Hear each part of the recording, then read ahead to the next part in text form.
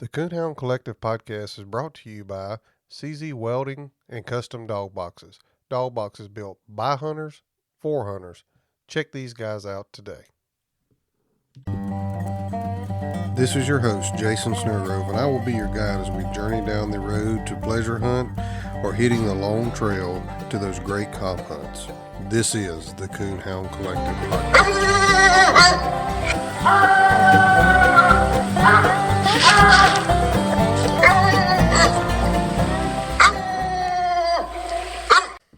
Thank you for joining us today on the Coonhound Collective podcast. Today, Elijah Alexander sent me this gentleman's contact information, and we are talking with Mr. James Crosier, who has Blackjack Bluetick Kennels. Mr. James, how's it going today?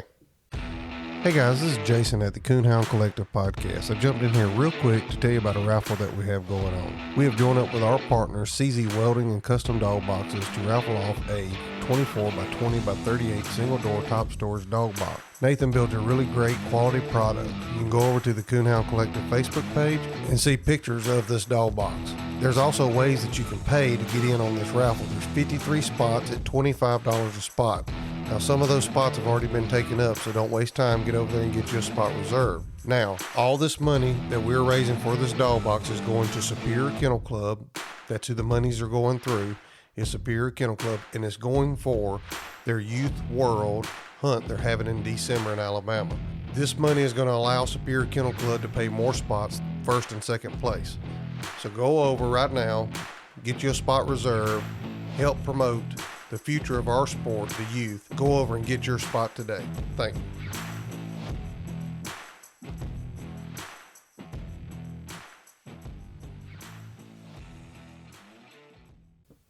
It's going real well. Going real well. Good, good. Nice talking to you and meeting you and everything. Yeah. Looking forward to following this podcast. Yeah. I'm looking forward to it. I like to talk blue dogs. I've only ever owned one. It was a Smoky River bred dog, and there was things I liked about him, things I didn't, just like every other dog I've had. So I'm excited to hear about it, and I know there's going to be some listeners that are going to be excited to hear about it too. So won't you go ahead and tell us a little bit about yourself, where you're from, that type of thing? All right. My family is from West Virginia, Union, West Virginia, and my particular branch of it migrated to North Carolina probably in the early 70s. My father was in the military and he was killed, and my mother moved to North Carolina because that's where her father was. And she had 6 kids, so we needed Grandpa's help to kind of keep everybody straight. Yeah, well, I understand that. Sometimes you need that, and sorry to hear about that about your dad. So, but good thing you had a mentor there to kind of oversee you and help you along the way. That's right, and he worked out perfectly and meant a lot to me. I was the oldest, so he gave me a lot of guidance that I needed. And he was also, even though he was a minister, Methodist preacher, he also would be considered a sporting man. He liked to hunt and he liked to fish, but there won't none of this catch and release stuff that you see today. You know, he was from the old school where you caught it, took it home, and eat it. Yeah. Me and my son joke, and he's got some buddies he fishes with, and I said, well, how many did y'all get? And he said, well, I don't know, they were throwing them back. I said, what do you mean they were throwing them back? Exactly. Yeah. Well, won't you tell us how you got into, I guess, maybe coon hunting to start with, or tree dogs, how you got involved with hounds? My brother-in-law, Danny Gray was his name, from Snow Hill, and he somehow we had hunted together for several years after we became related, and we were about the same age, and which was like 18 at the time. And he came home one day with a blue female grade dog, that about the only talent she had was she'd put her front feet on the tailgate and hold her tail up where you could pick her up by the tail and she'd run in the dog box. That was about the best thing she could do. And there was an old dog trader in Snow Hill at that time named Mr. Dave Corbett. And he had picked her up for Mr. Dave for $25. Well, that doesn't sound like much now, but back in the 73, and we were 18 years old and just out of school, that was a lot for us to have to deal with, and then for the dog not to be no count.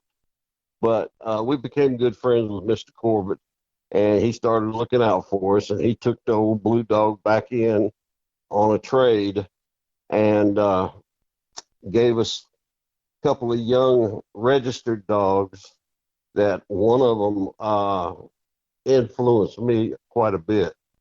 My brother-in-law never did get to the point where he really wanted to hunt blue dogs. He was satisfied going with me and mine, but he had red bones for a while, and then he got some plots. But he always managed to have a dog that would tree a coon. So we were both competitive, and at the same time, we're able to hunt together. But those early years were tough, even with a good breeded dog. Like I know now just how well bred my dog was, but she was young, and we hunted the first year. And I tell this story. I've heard other people tell similar stories. Craig Edwards told one not too long ago. He's from North Carolina. We hunted the first year 6 nights a week and never saw a coon. Never saw a tree, actually. We would get in there and we'd turn the dogs loose and they would jump and they would run. And 2 hours later, we'd catch them up the other end of the woods. And we didn't have enough intelligence at that time to realize they were running foxes. So there was no wonder we never got to see any trees, but we had some pretty good fox dogs, I guess. And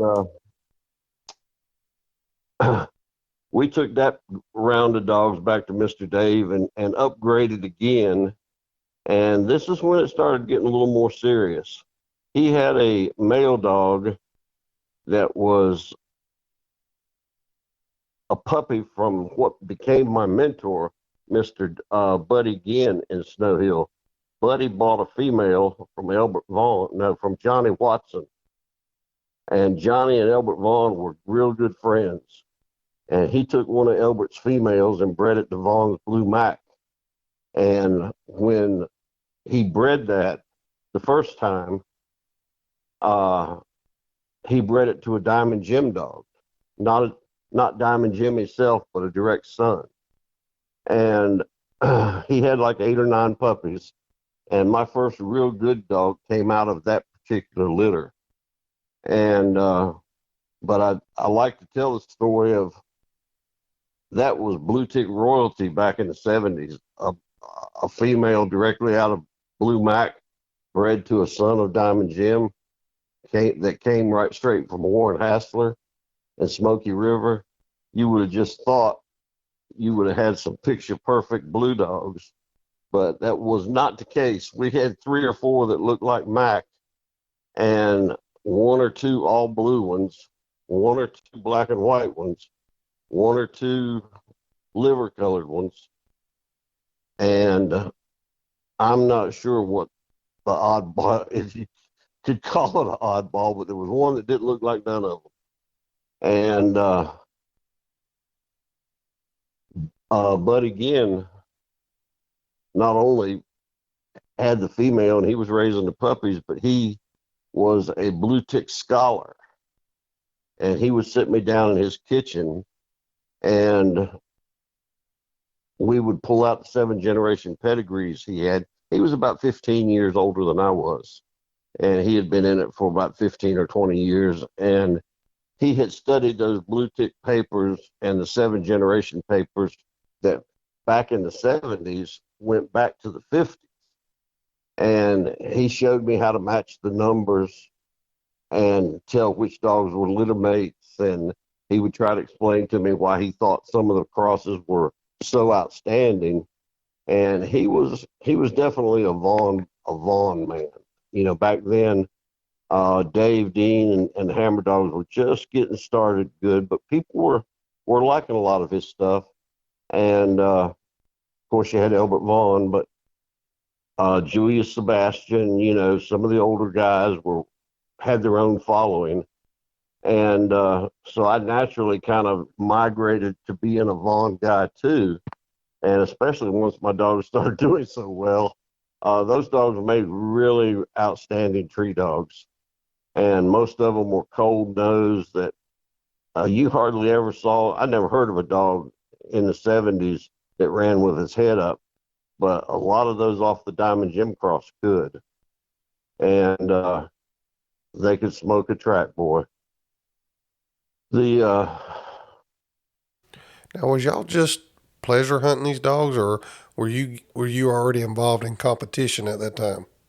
No, I was learning how to hunt and learning how to train a dog, and Buddy was strictly a pleasure hunter.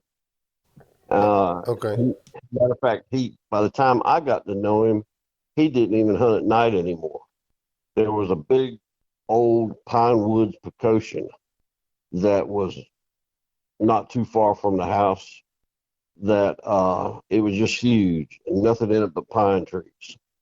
And he would get up just before daybreak and turn the dog loose in that pine wood precaution. And we would spend a couple of hours uh, letting the dogs work in there till one of them treed. And then we would go in there, and I have not seen this done much since then. But this guy was just amazing. He, when Misty would tree, that was the Vaughn's Mac female. When she would tree, we'd get in there to her. He'd say, "Now tie all the dogs back about 15 yards," and he would take his axe and reach up about as high as he could and slam that tree with his axe, the blunt side of it, 4 or 5 times, just rattled the tree.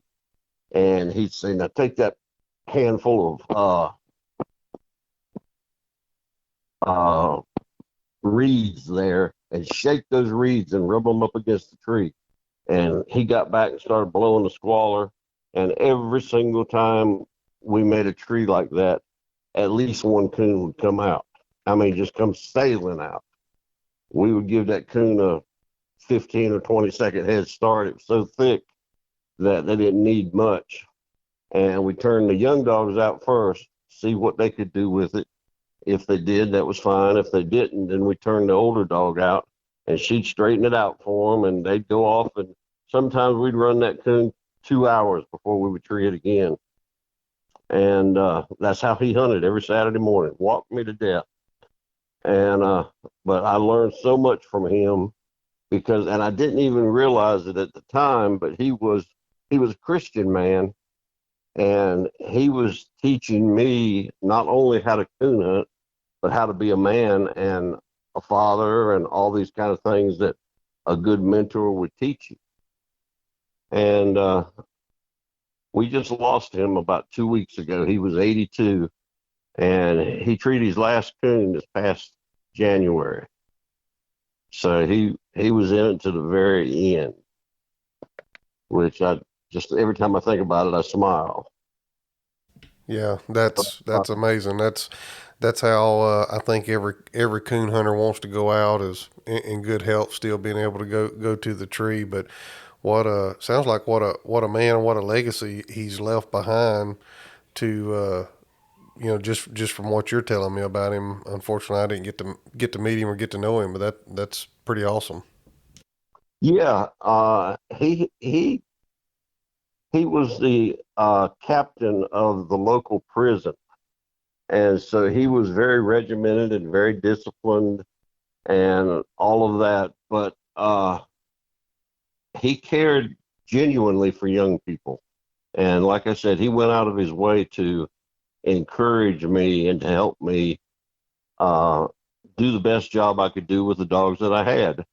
And it didn't take me too long to figure out I needed to kind of match my dogs with his bloodline wise, and I did that.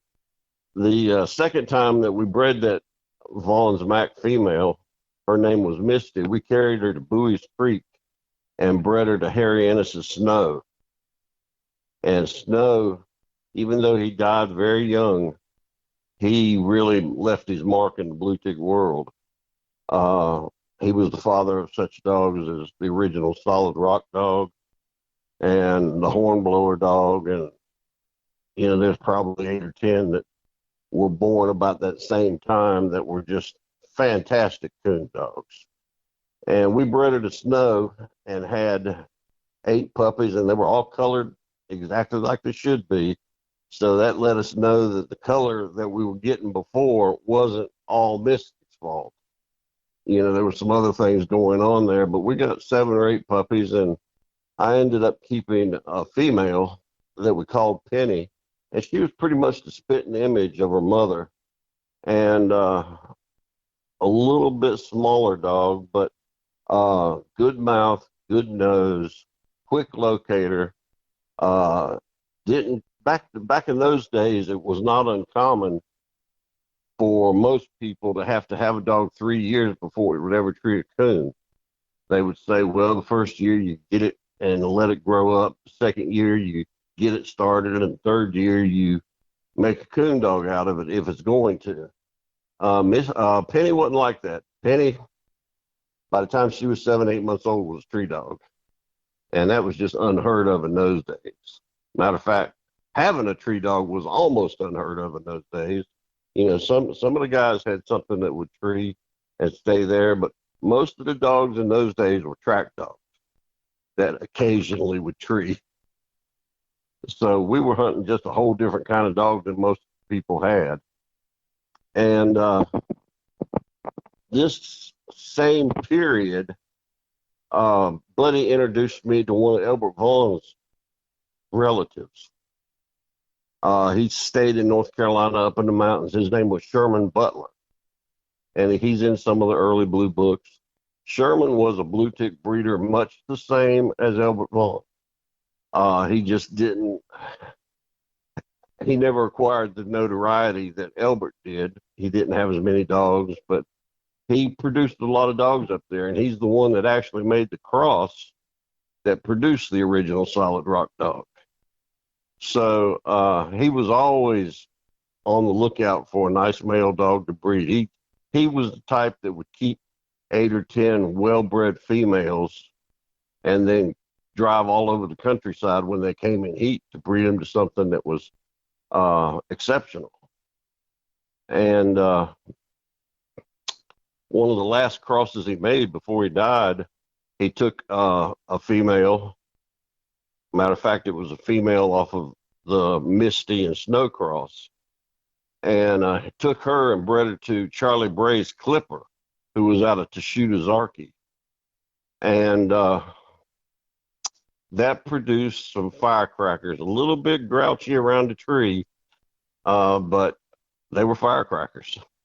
I mean, they would hit a track and just take off scalding it. You would think they were running a deer, but didn't have too much trash problem with those dogs. They were, like I said, every dog's got some kind of an issue. They were just a little grouchy.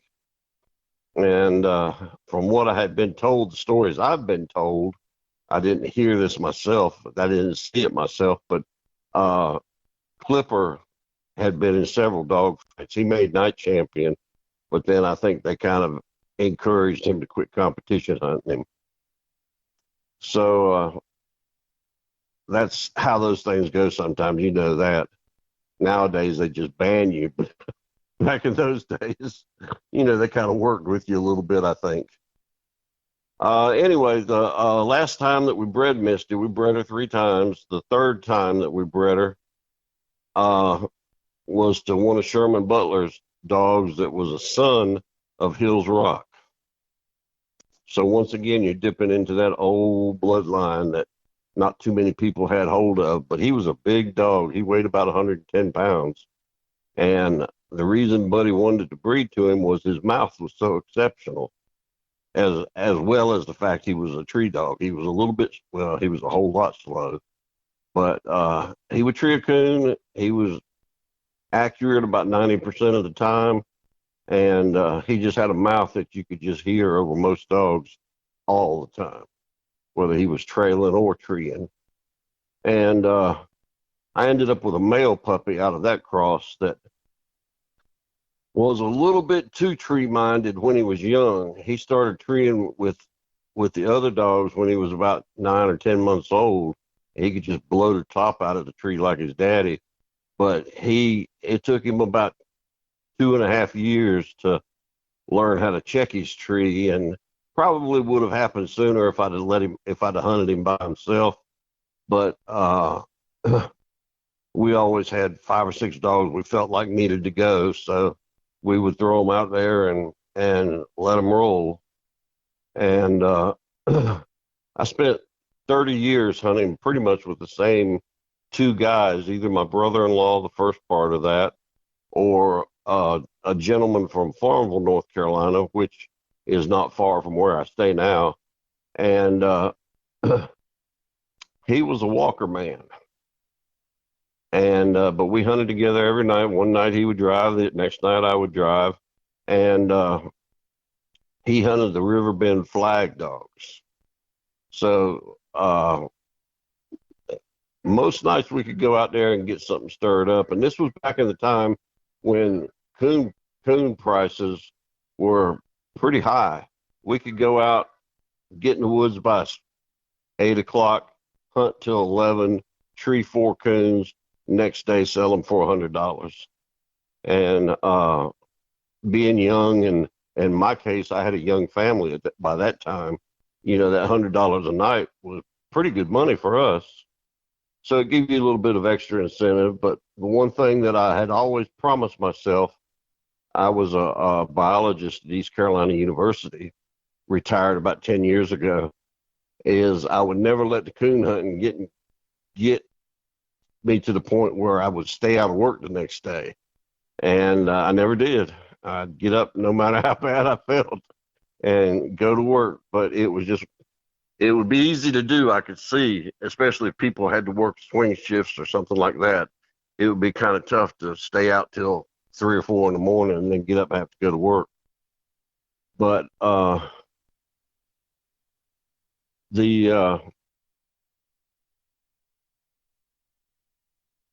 guy that I was hunting with, as I said, was a walker man. And when we first started hunting Penny, I really wasn't paying her that much attention. She was a young dog. She was kind of flighty. She looked good for a while. Then she'd quieten up. And I started paying attention to my hunting partner, Anthony. And I said, Anthony, what are those dogs doing? He said, I don't know what the other dog's doing, but Penny's been treed 10 minutes. He said, I've been waiting on her. I said, is that what we've been doing all this time? He said, yeah. He said, I ain't never going in the woods until she trees. So that was kind of made you feel good that you knew something was happening that other people were noticing. And I've managed to carry a lot of that bloodline all through the years, even to what we've got now. I've got an all blue female out there now that's 8 or 9 years old that is all blue, just like those original ones were off the Diamond Gem cross. And she's about half crazy, but mostly in a good way. Well, but before we move on, I want to talk to you a little bit about breeding. You was talking about the gentleman sitting down with you, going through pedigrees and stuff like that. What was he teaching you, like, as far as breeding? Was y'all looking for dogs back in that pedigree to cross back into that female to carry a No, line on, or was y'all looking for different traits to bring in? different traits to bring in, mostly because a lot of those dogs were probably dead. But he was trying to show the continuity that Elbert Vaughn had over the years he had developed. And if you've read any of the stories about Elbert Vaughn, one of his quotes that I remember so well is the best cross he'd ever seen was a granddaddy cross, where you took a dog and bred her to her granddaddy. And if they were both exceptional dogs, the puppies would be better than either one of them. And we keyed on that quite a bit. And another thing that I picked up from all of that was Albert would he would tell us, he would say, look, you ain't remember back in the early 70s, not everybody had tree dogs. So we were always concerned about making sure we were breeding tree dogs. He would say, no, no, no. That's not right. These dogs are going to tree. You don't have to worry about that. He said, I always look for the dog that can cold trail and move a track the right way. That was more important to him than a dog that would tree. And so these little pieces of information that you kind of pick up along the way, they kind of, I call it like building a pyramid. You start off laying your foundation, and then you get the next row of bricks, and you keep going up as you learn.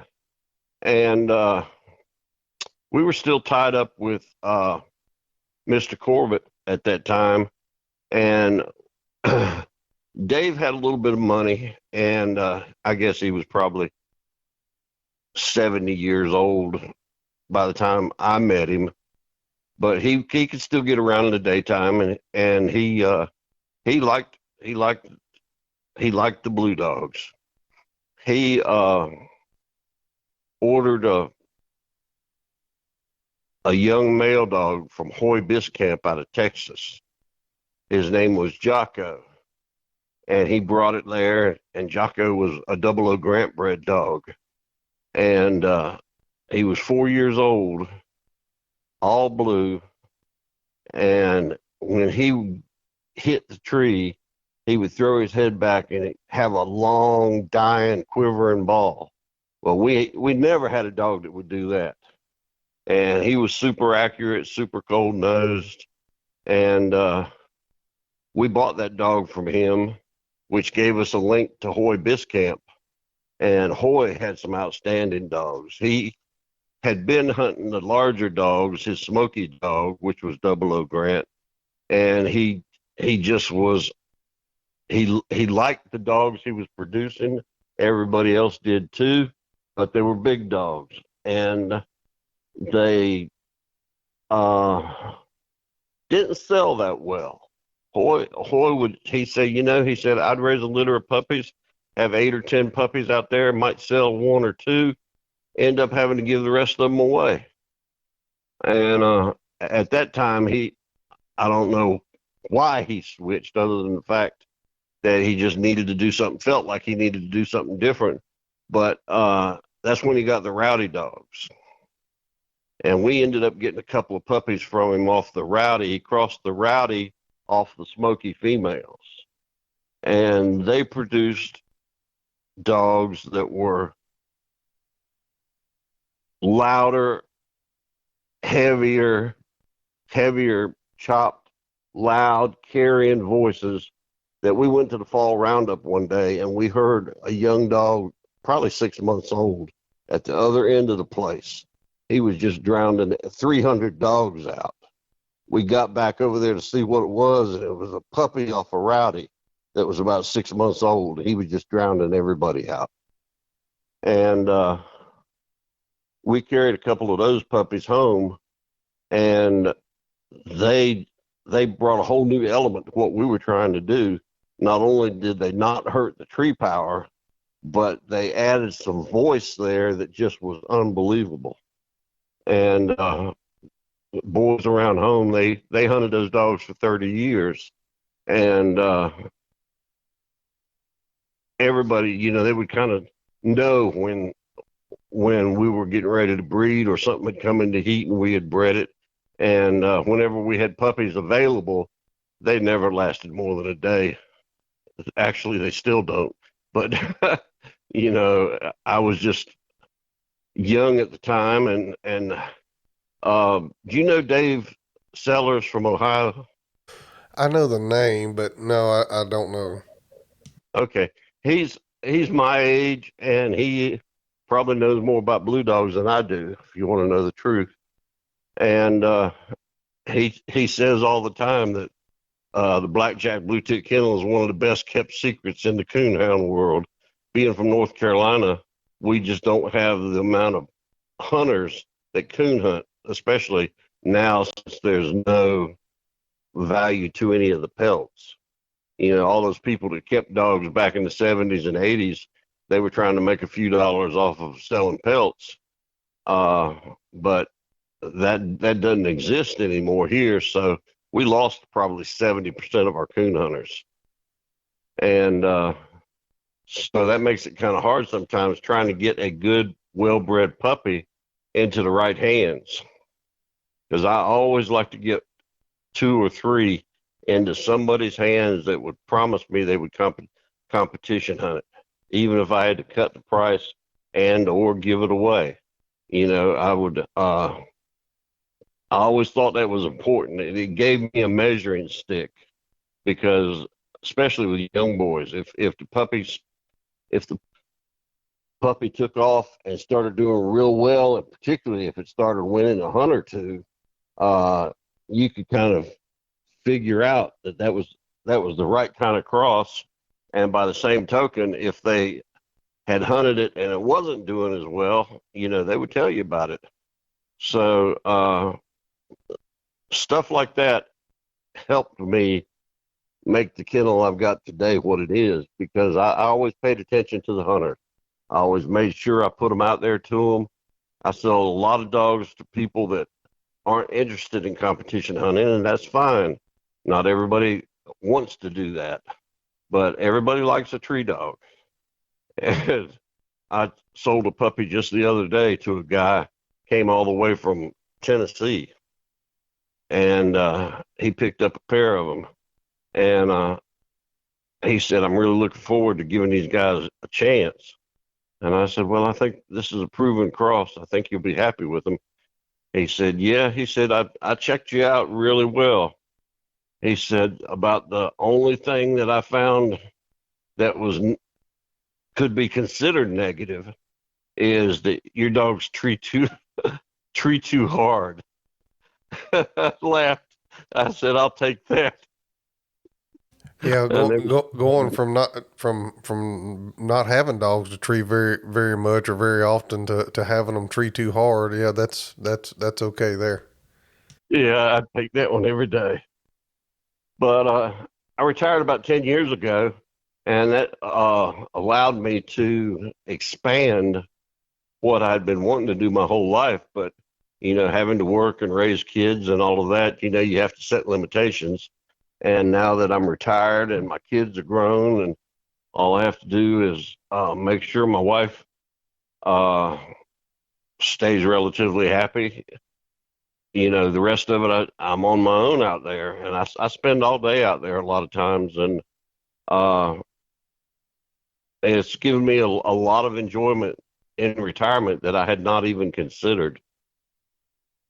I had other things that interested me, but being able to work in that kennel and design it and change it and fix it exactly the way I wanted to. And then I got lucky because I'm getting a little up in years now myself. I'll be 67 in September, the 17th.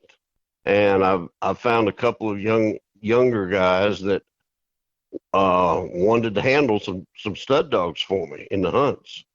And we did real well the last couple of years. We put Grand Night Champion titles on 4 dogs. And these dogs were born and bred here. So that always makes you feel better when I tell people all the time, we hunt what we breed. It's not that I won't go out and pay for somebody's else's bloodline. I do that sometimes if I think that it'll work and help me out somehow. But, we hunt what we breed. And I wish a lot more of the guys that are raising dogs would do some of that. I think our dogs would continue to improve. They're certainly a lot better than they were 40 years ago. Yeah, I started with a black dog, and kind of the story you were telling there about 3 or 4 years old before they would really do what they were supposed to do. That's kind of the same mentality that, I was taught with, is don't be in a hurry, don't be impatient, and, just stick with it and give it time, it'll work out. But, Mm-hmm. and like I said, I had a Bluetick, one before, and he was a Smoky River bred, top and bottom. Uh, Good looking dog. Unfortunately, before I got him, he was allowed to bark his mouth out some, and so he wasn't quite as loud as you needed one to be, especially if you were going to try to competition hunt one. But Right. I really like the whole breeding thing. I'm not a breeder. I've done some breeding, but I'm not a breeder. And I like to look at pedigrees, and I like to think about, will this cross well with this, and that whole breeding aspect of it is, very intriguing to me. And those older guys, they figured it out because, like you said, they had dogs that wouldn't tree at all, dogs that would tree some, and then they figured out what they needed to do to get dogs to tree like they were supposed to. And I just always Exactly. thought that was very interesting because somebody spent some time, just like your mentor there, going through pedigrees and looking at papers and figuring out what needs to be bred to what. Exactly. Exactly right. And I wish there was some way that we could acknowledge those people. Uh, Sherman Butler, he put a lifetime in it. Buddy Ginn certainly did. Uh, and they were just blue tick men through and through. But, for the most part, unless you happen to have been a member of the BBCHA, which I have been for a long time, you probably never seen the name Sherman Butler. He was in some of the earlier magazines. As I said, he died pretty early on, 77, 78, something like that, I think. So a lot of these young boys now, they probably have never heard of any of the dogs I've been talking about for the last 10 minutes, Uh, and another thing that is challenging for me as a breeder now is I can pretty much breed to whatever I want to. If I see a really nice female that I think will help me, I can buy her. But a lot of these guys will young guys, I'm saying, they'll want to know how many titles that dog's got. And I try to talk to them. It's not always about the titles. It's about the dogs that can produce winners. And sometimes I think we get a little bit sidetracked with the competition stuff. I like it. I like being in it. I like being a part of it. I've never personally had any problems, although from what I've been hearing on some of these things on Facebook, there's a lot of problems out there. Well, But I've got a podcast coming out in not this Thursday. My podcast releases every Thursday, not this Thursday, but next Thursday. And there's going to be a right, story in there that happened to a guy at Autumn Oaks. And while there are systems and procedures in place to question calls out in the field, that's what happened. He questioned a call. Went into the master of hounds. The call still wasn't corrected. He requested a panel, went before a panel, had evidence to go before the panel, and the call was overturned. I think Facebook, social media, kind of has blown this out of proportion with people cheating. A lot of that right. is they don't know the rules. They don't know how to apply the That's rules in the right way. And I'm not speaking ill against anybody. I'm as guilty as anybody. I'm fixing to get ready to go hunt my dog in the zones for the UKC World. And you know what I'm doing? I'm reading and brushing up on rules and trying to remember exactly, that. And that's what we all have to exactly. do to make ourselves better. That's exactly right. And a lot of times, a lot of the problems that are caused during some of these hunts are because some of these guys just don't know the rules. They change periodically. They're adjusted. They you gotta get it out and look at it every year. Yeah, for sure. And just like at Autumn Oaks, they voted on some new rules, some new rule changes that's going to be taking place. And we're all going to have to, get the book back out and brush up and learn what those are and adjust our hunting strategy to accommodate those and move on. You just got to stay on top of it. It's kind of, the way I look at these rules, there's different rules for different registries, and they're all kind of the same, but a little bit different. But it's also just like it goes back to this breeding. Those old men, they knew what it took to, I need to breed this dog with this dog to make what I want. Well, they That's were right. studying those pedigrees, those dogs. They were talking to people. It's no different than us getting prepared for a hunt. Whatever registry you're hunting for, you got to study the rules, know the rules, and know how to apply them to your situations. Exactly. Yep. Well, won't you go ahead and bring us up to today? I was looking through your Facebook page, and you got a little bit different looking dog there. I think her name is Sky. That I seen on your Facebook page. There, Yeah, what's she out she's the of? half crazy one. Okay. She's one of the ones that goes back to the original Diamond Jim Cross. Well, my I got a good friend, and we become friends because of Oh, you're this. talking about Blue Eyes. Is it Sky or Shy? Um, Let me look here again. It What is color is the dog? just about white with a blue eye. Yeah. Shy. No, no, that's not my dogs. A good friend of mine here in North Carolina, he has had the junkyard dogs. Chris Cornell is his Okay. name, and Chris bred that. She's a year old. He bred that dog. He bred that litter of puppies that produced one dog that looked like her. All the rest of them looked normal, and he kept it. And about 2 months ago or 3 months ago, he I got to talking to him, and he said, you ought to take this white dog and see if she'll suit you. He said she's got a lot of spanky in her, and I've been a follower of Spanky for a long time, just like a lot of the guys have, and she is loaded with it, and that's one reason why she was off colored, is they kept going back to the Spanky dogs and going back to the Spanky dogs, and the junkyard dogs are full of it, and they make good dogs too. Chris he's been hunting those dogs for 20 years, and they've made good dogs, and they've made dogs that would win. And I said, yeah. I said, I'll take her. I said, I like the Spanky dogs, but she is. If you're a real Bluetick man, she's kind of hard to look at.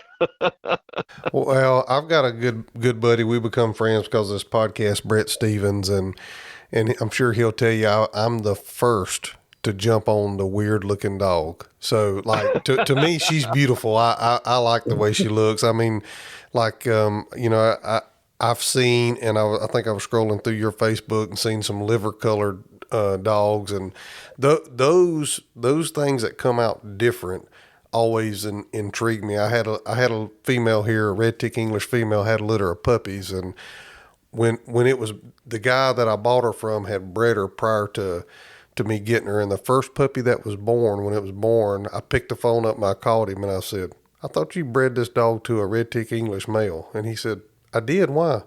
I said, because I just had a walker dog. And every dog after her was a red tick English, but she come out Right. tricolor. And That's right. yeah, and so I was scrolling through there and I seen that and I was like, man, that's a good, to me, that's a good looking dog, but I'm not a diehard blue tick guy. I like the blue color. I've got some a blue English dog here at the house, and I like that blue color, but I really like those oddball looking ones too. She's about as odd as they get. Yeah, Have you that's seen for sure. my Have you seen my website? No, I didn't see a website. I was on your Facebook page scrolling through. That's where I seen her, and then Yeah, looks like there's a few pictures. a liver colored dog on a tree there treeing too. That's right. That's a Reef. He made night champion in about, I don't know, 6 hunts. Didn't take him long. Now that's another thing that I think is helping everybody is instead of 1 4-hour hunt or 3-hour hunt, they hunt twice a night now. Some of the clubs do. And so if you've got a really good dog and are in a position where you can make both hunts, you can make a dog a night champion, in half the time it used to take. Yeah, for sure. We have several clubs around here that hunt double headers, UKC, and then of course we have quite a few PKC clubs around here that Right, hunt right. double headers too. Yeah. On my website, I want you to look at it sometime tonight or when you get a chance, is www.blackjackbluetick.com. And I don't manage it, pay somebody to manage it, but it's got a lot of our dogs from back the last 35, 40 years. So to give you some chance to just look at some pictures. Yeah, I'll see if I can. I don't know if I can do it when we're on the phone, but I'll see if I can get it pulled up here and take a look at it for sure. I uh, All right. I always enjoy looking at pictures of dogs. That's what it's about for me. Is I like seeing good dog work. I like seeing good looking dogs, and I I'm guilty of liking the odd looking dog for sure. And I like to see dogs that reproduce their likeness or their ability or better. That's really what you're striving for. You don't want to breed two dogs and end up with something that's not any better than the parents. Every time you make a cross, you're striving to become better than either one of the parents. And that's another thing I think gets lost sometimes. A lot of times, people breed them and hope for the best. And if you do your homework and you have a little bit of knowledge, not only about the bloodlines, but have a real understanding of what your dog is capable of doing. And a lot of people, he might tell you, yeah, my dog will tree a coon, he's broke. Okay, he'll tree a coon. What else will he do? Is he trashy? Did it take him 4 years before he treated his first coon? Does he have a good mouth? Is he mean? There's a whole lot of things, a lot of things to check off there besides just treeing a coon. People come up to the kennel, they say, how can you hunt all those dogs? And I said, first of all, I've got two handlers helping me with the ones that are in competition. I said, second of all, the last thing I particularly want to do is go out and tree a coon. Most of the time when I'm hunting, especially right here around the house, I'm carrying a young dog, 6 or 7 months old, that's just started going and he's getting better every night, but he hadn't quite put it together. That night that he puts it together and he gets up on that tree and he blows the top out of it, that's what I'm hunting for now. I have seen so many coons and so many trees, that part of it doesn't excite me anymore. But to see that young 6 or 7 month old dog get better every night and put his feet up on the tree and blow the top out of it, and you shine the light up there and the coon's there, that's the time that I get excited. And a lot of these guys don't understand it. Why don't you want to treat a coon? It's not always about treating the coon. It's about watching your dogs progress and grow. And you brought them into this world. It's time to see what you have done. You're putting your own report card has got to be filled out as a breeder. Because if you keep taking that guy and he's not getting any better, then you need to check on your report card. I missed this one. You know what I'm saying? Yeah. And it's hard for some guys to do that. Are you tired of whipping, scolding, and shocking to make them get alone? Is your buddy tired of helping you set your dog up for correction night after night? Do you really want your dog to be alone because you forced him to be? Or would you rather him be alone because he wants to be? Grand Night Champion Small Town Lone Survivor is the product of over 25 years of strong natural-born independent traits. This bold trait has been passed down from generation to generation and is showing up in loner offspring today. Loner is a direct son of Hall of Fame Grand Night champion Cabin Creek Rowdy and Grand Night champion Lonesome Dove Lori. Loner has a booming mouth that is talked about in every cast he has been in, including the 2021 World Hunt Finals. Loner is a no-reverse, ball-mouth open trailer who ends it plussed up with a huge dying locate and steady chop. Loner loves getting split and is a stay-put gun-pressure tree dog. Loner's intelligence is also impressive. He knows over 12 voice and hand signal commands. Loner has a character that loves like Jesus, but he doesn't walk on water. If you're interested in breeding to Loner, contact Brett Stevens at Small Town English Kennels at 417-300-3777 or find him on Facebook.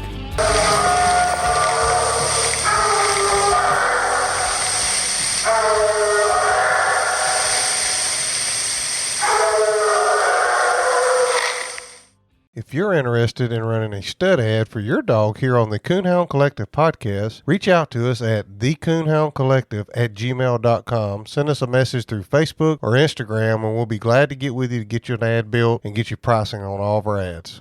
Yes, sir.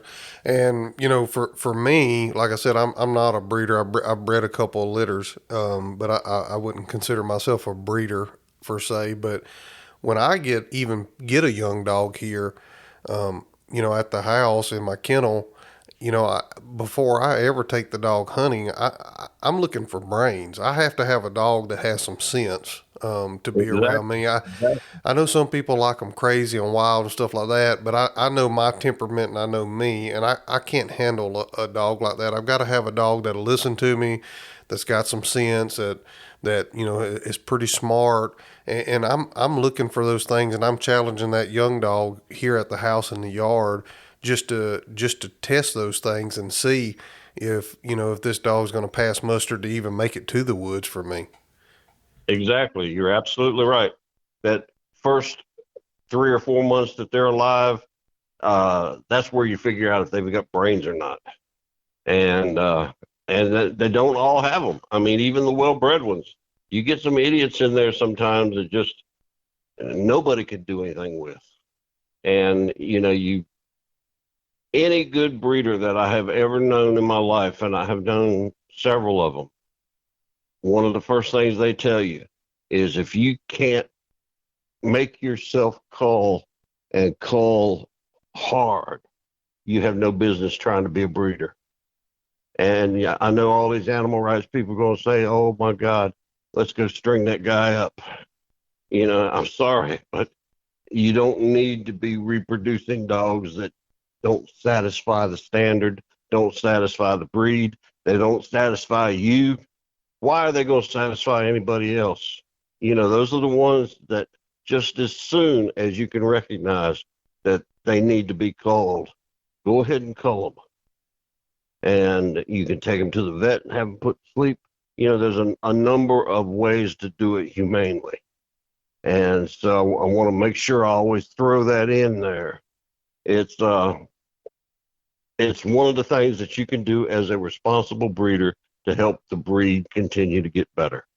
Yeah, and you know, nowadays there's people wanting dogs as pets. Have the dog fixed where it can't be bred, and give it to somebody if nothing else. You know, if you can't cull any other way. And I got on your website, and I'm fixing to completely derail a coon hunting podcast because I have seen mountain cur squirrel dogs on your website. So I've got to know, I just got a squirrel dog puppy here at the house. My first squirrel dog ever. Never had one before. I've always had hounds. Right. Talk to me about these squirrel dogs and how you got over in the squirrel dogs. Hey guys, this is Jason over at the Coonhound Collective podcast. Is your dog box starting to get wore? Maybe it's starting to get a little cracked like mine is. Maybe you've just been thinking about it's time to upgrade to a new box, but you've asked your buddies and you're just not real sure what direction to go in. Well, let me help you out here. Go check my friends out at CZ Welding and Fabrication Custom Dog Boxes and Aluminum Products on Facebook. You can check out all their custom work they do there and their designs that they do. If you don't see something that you don't exactly like there, reach out to Nathan at 540-810-5439, 540-810-5439, or send him a message through the Facebook page. I bet he can fix you up. Don't wait till fall to get that new dog box. Go ahead, get that dog box now. Get you something looking good in the back of your truck that you can be proud of and that you can haul your dog around in comfort. Check my friends out at CZ Welding and Fabrication. You won't go wrong. Dog boxes built by hunters for hunters. Get yours today. CZ Welding and Fabrication. Well, as I told you, I'm getting on up in age, and I don't know how many more years my wife's going to let me go out there at night and trample through the swamp. So and she's still working. She's younger than I am, and she's still working. So I said, a squirrel dog's kind of like a coon dog. They tree. And I was trying to talk myself into it. And for the last 7 or 8 years, I have been kind of plowing through the mountain cur registry, watching these guys that are making these dogs and making them, they have the competition hunts for the mountain curs, just like they do everything else. And there's a guy not too far from me. We became real good friends. And he kind of did it backwards from me. He had the mountain curs first, and then he got some blue dogs. Whereas I had the blue dogs all my life, and I decided that I wanted to do the mountain curs. And I got to grade mountain curs 4 or 5 years ago, and they were brothers, and they would tree every squirrel in the woods. They'd half kill each other every time you turned them out. I didn't like that. But that kind of happens with the mountain curs from what I can tell myself, the ones I have seen. They tend to be a little bit grouchy, even with their own relatives. But I decided to raise some puppies off of them because I had 2 or 3 people that were interested in them. And I couldn't hardly give them away because they weren't registered. Okay, I learned a lesson here. Not only do you have to have a good mountain cur, but you need to have one registered if you're going to raise any puppies. So I sold those and decided, I said, all right, let's find out what we think is the best out there right now as far as what they're reproducing. And I decided on the 2020 Hummer dogs. Well, even though they've been out for a number of years, you just can't pick up the phone and call somebody and buy one. There's just not that many of them out there. But I eventually got to the point where I found a really nice male dog directly out of 2020 Hummer. And he was a squirrel treeing machine. The boy had him that trained him, wanted to competition hunt him, and he didn't have quite enough go to competition hunt. He would go about 600 yards and come back to you. That's just not enough for those guys that hunt the big time. And but it was perfect for me. And we went. I've got a place behind my house that has never been logged, and nobody coon hunts it or squirrel hunts it. A couple of young boys deer hunt it, but it's about 600 acres of old timber. And I keep corn out there where the coons and the squirrels can get to it, but the deer can't. Nearby year round. So I've got a lot of squirrels back there. And I took that young male when I first got him, and we hunted about an hour and a half, and he made 60 trees. And I told a friend of mine about that, and he said, well, he knew what that place was behind my house. He said, that's kind of like shooting fish in a barrel. I said, yeah, I won't argue that. There's a lot of squirrels back there. I said, but he still had to find them and tree them. And I said, that was just astounding to me. And there's a boy in Ohio, Kennels, that we got a couple of well-bred females from. And we had that coming along really nicely, I thought, and people were interested in them, and had a couple of people come and breed to the dog I had, and I had a guy from Virginia come up here about the first of spring this past year, and he bought every cur I had, and I didn't want to sell them. You know, sometimes as a owning a working kennel, you sometimes have to do things that you don't want to do, but when that happens, you can rest assured that I put a price on them that would have scared most people, but it didn't scare him. He pulled out the money and paid me, and then talked junk to me. You know. Well, I'm looking here at the website, and I know zero when it comes to squirrel dogs and pedigrees and stuff like that. I won mine in a raffle that they were having to raise money for a youth event, and it's NKC registered. I don't even have his papers back yet. I got him with puppy papers, and Gotcha. he looks just like this little bit dog here on your website, Blackjack 2020 Buster's Little Bit. He's that color, and he's almost got a blue haze all over him.